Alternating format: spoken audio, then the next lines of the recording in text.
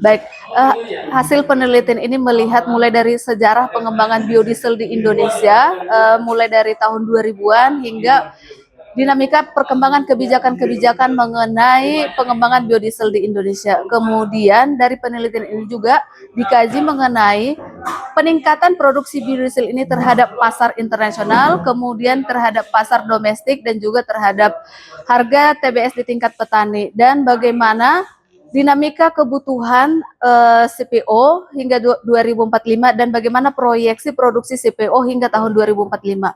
Dari hasil penelitian ini diperoleh bahwa pengembangan biodiesel Indonesia ini membantu Indonesia sebagai leading market atau memberikan posisi untuk pasar CPO di pasar internasional, karena dari hasil penelitian kami ini dilihat bahwa pengembangan produksi biodiesel ini berpengaruh secara signifikan dan positif terhadap harga CPO di pasar internasional baik dalam jangka pendek ataupun jangka panjang. Namun untuk pasar domestik hanya berpengaruh dalam jangka pendek. Nah, hal ini dapat dipengaruhi karena adanya kebijakan seperti penerapan biaya keluar dan juga DMO yang diterapkan oleh pemerintah. Sedangkan untuk petani sendiri dapat kita lihat bahwa hasil penelitian menunjukkan bahwa pengembangan biodiesel ini berpengaruh positif dan signifikan terhadap harga yang diterima oleh petani. Artinya dengan pengembangan biodiesel ini petani dapat menerima penerimaan yang lebih tinggi dan akan mendorong tingkat kesejahteraan mereka.